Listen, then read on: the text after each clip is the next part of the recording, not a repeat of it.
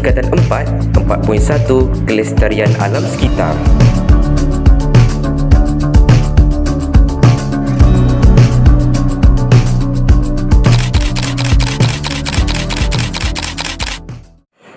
Kemajuan teknologi dan pembangunan memudahkan urusan manusia, tetapi memberi kesan buruk seperti pencemaran dan pengurangan sumber alam sekitar. Oleh itu, pelbagai inisiatif diperkenalkan untuk meningkatkan kesedaran dan memulihkan kelestarian alam sekitar yang dikenali sebagai teknologi hijau. Teknologi hijau. Teknologi hijau ialah pembangunan dan aplikasi produk, peralatan serta sistem untuk memelihara alam sekitar dan sumber semula jadi serta mengurangkan kesan negatif daripada aktiviti manusia. Kepentingan: mengatasi masalah kemusnahan alam sekitar, mengurangkan pengeluaran karbon, meningkatkan tahap kesihatan dan kehidupan manusia, menjimatkan penggunaan sumber asli negara dengan menggunakan sumber tenaga pulih baharu. Contoh teknologi hijau dalam kehidupan seharian ialah kenderaan tenaga solar digunakan bagi mengurangkan penggunaan bahan api fosil. Sumber tenaga boleh baharu digunakan bagi menjana tenaga. Menghubung kait kecekapan tenaga dengan teknologi hijau. Terdapat 4 tonggak utama yang menghubungkan dasar teknologi hijau dengan kecekapan tenaga, iaitu: pertama, tenaga. Menyokong kecekapan tenaga dan mencari ketidakbergantungan tenaga. Kedua, alam sekitar. Meminimumkan kesan negatif dan memelihara alam sekitar. Ketiga, ekonomi. Meningkatkan ekonomi negara melalui penggunaan teknologi. Keempat, sosial. Meningkatkan kualiti hidup untuk semua. Kecekapan tenaga ialah penggunaan tenaga yang kurang bagi menjalankan sesuatu kerja tanpa mengurangkan kualiti atau menjejaskan keselesaan. Apabila kecekapan tenaga diamalkan dalam sesebuah negara melalui pengalaman teknologi hijau, maka kos penjanaan sumber tenaga dapat dikurangkan, ekonomi negara dapat ditingkatkan dan pembaziran dapat dielakkan, serta sisa buangan dapat dikurangkan ke arah alam sekitar yang lebih bersih dan selamat.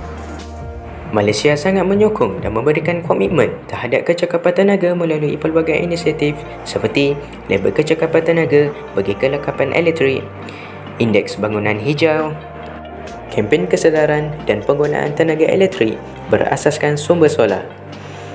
Contohnya, kempen kesedaran terhadap penjimatan tenaga. Sektor dalam teknologi hijau. Yang pertama ialah sektor tenaga.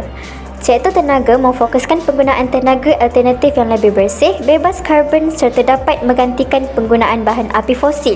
Antara contoh tenaga alternatif ialah tenaga boleh baharu seperti hidroelektrik, solar dan angin. Yang kedua ialah sektor pertanian dan perhutanan. Sektor ini berfokus kepada pengawalan kadar gas karbon dioksida di dalam udara melalui pertanian dan perhutanan. Sektor ini juga menekankan penjagaan nutrien tanah serta penambahbaikan amalan penanaman. Yang ketiga ialah sektor pengangkutan. Sektor pengangkutan berfokus kepada penambahbaikan prasarana pengangkutan yang lebih bersih, bahan bakar kenderaan dan pengangkutan awam.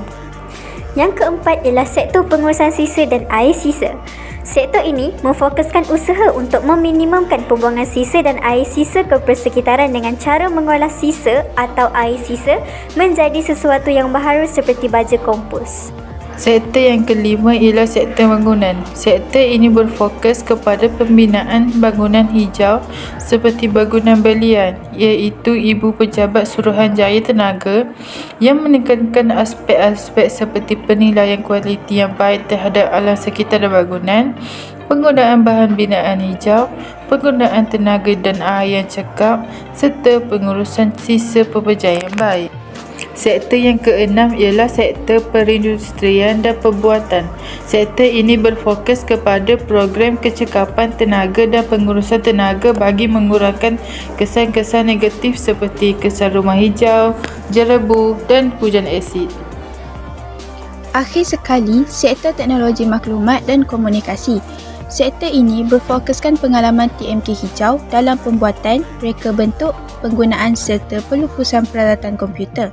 Pengalaman TMK hijau bertujuan untuk mengurangkan penggunaan bahan berbahaya dengan menggunakan bahan terbiodegradasi serta menjimatkan tenaga.